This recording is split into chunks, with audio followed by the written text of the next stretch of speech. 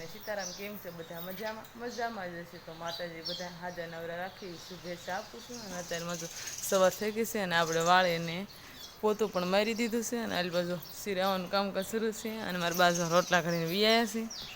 સિરાવામાં જો સા છે, ઘઉંની રોટલી છે, અને આમાં દૂધ છે, ને આમાં અથાણું છે. અને શીરા બીસરી જશે તો આપણે પણ સિરેલી રોટલી છે, અને આમાં દૂધ છે, ને આમાં અથાણું છે. અને શીરા બીસરી જશે તો આપણે પણ સિરેલી પછી વાડીએ જવાનું છે.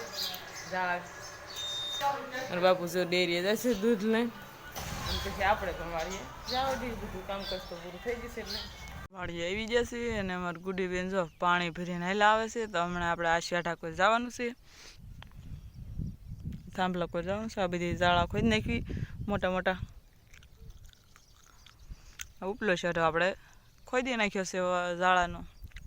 હવે આપણે જો ઝાડા ખોદવા મળવી. અને આ કોક ગોળી છે એ ઉકલ કાપી અને પછી શેઢા ઉપર નાખી દેવાની. પછી જેગી નાખવી ને અત્યારે જે પવન હશે એટલે અલ્પા ટપક બળે નહીં એટલે ધ્યાન રાખવું પડે. અને પછી ઉલ્પા પવન હોય ત્યારે આપણે જીગવી નાખવી એટલે ટપકને કાંઈ વરાળું લાગે નહીં અને એ ત્યાં બળે ન જાય. એટલે અત્યારમાં કાંઈ આપણે જેગવા નથી જાય એટલું શેઢો આપણે ઝાડાનો ખોદવાનો છે. અને કોક જો બોવડી છે અને એ પણ સુકાઈ જશે એટલે આપણે વાઢી લઈએ અને શેઢા પણ સાફ કરી નાખવી. અલ્પા જો અલ્પા શરૂ પણ કરી દીધું છે. તો હવે આપણે કોદળી લઈને ખોદવા મળવી. જો ઝાડા ખોદાતા અને કેટલા બધા ઝાડા ખોદી નાખ્યા છે. તો આપણે આ શેઢો સાફ કરી નાખ્યો છે. એટલા બધા ઢગલા કરી નાખ્યા છે. અને જે અહીંયા ઠેઠ થાંભલે પહોંચી જાય આપણે બધા ઝાડા કેટલા બધા આજે ખોદી નાખ્યા ઝાડા ખોદે છે. ઝાડા ખોદી નાખીએ એટલે આપણે ચોમાસામાં ખોદી નહીં. ચોમાસામાં તોય આપણે વરસાદ આવશે તો પાછા ફૂટશે એટલે પછી ત્યારે આપણે શેઢો વાઢવાનો હોય. નીણ ખડ પણ થઈ જાય ને ઢાંડાને નીણ પણ થઈ જાય. તો આપણે હવે 10 વાગ્યા જેવો ટાઈમ પણ થઈ જશે. તો આપણે નાસ્તો કાંઈ લાવ્યા નથી. અમારી બેન જલપાબેન જો કાયતરા લાવ્યા હતા વાડીથી. તો આપણે કાયતરા ખાઈ લેવી અને પછી પાણી પીએ ને પછી આપણે પાછા ઝાડા ખોદવા મળવી. તો જો આપણે એટલા કાયતરા છે તો થોડાક ખાઈ લેવી. અને આલ પાછો આ ઝાર છે આવડી આવડી થઈ ગઈ છે.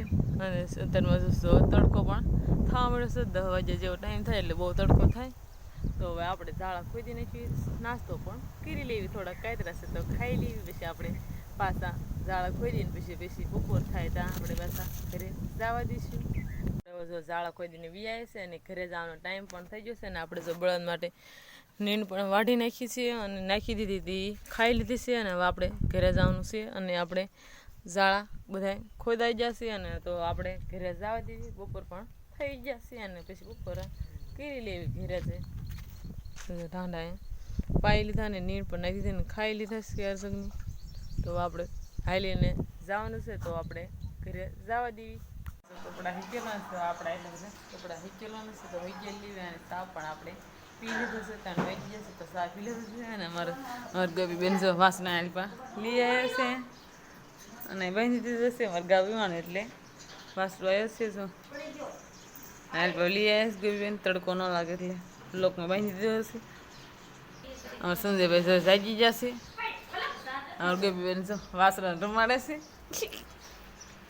મારા બાની જો બાબરા જતા બધું લાવ્યા છે. ટમેટા લાવ્યા છે, જો મરચાં લાવ્યા છે, આ કેરી છે અને આ જો દ્રાક્ષ લાવ્યા છે. ફ્રીજમાં મૂકી દીધી છે ટાઢી થઈ જાય એટલે આપણે ખાઈએ ને. જો મરચાં છે તો આપણે હવે દ્રાક્ષને એવું ખાઈ લેવી. મારા બાજુ વાઈટું બનાવે છે રૂની.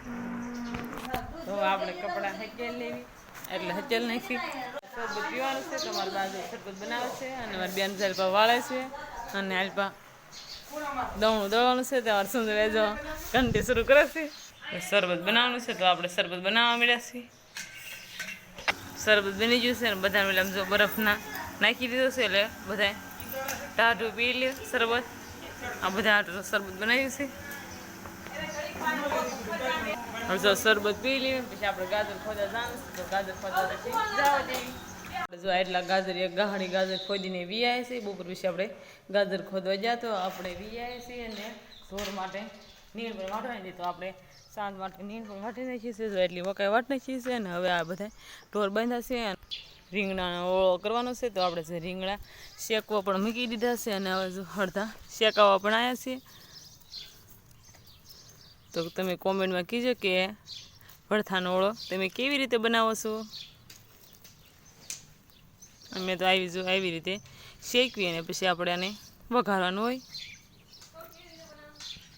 જો રસોઈ બનાવી નાખી છે અને રસોઈ પણ તૈયાર થઈ ગઈ છે. અને રસોઈમાં જો સંભારો બનાવ્યો છે કોબી અને કેરીનો, ઘઉંની રોટલી છે, આમાં દૂધ છે અને આમાં છે રીંગણાનું ભરથું છે.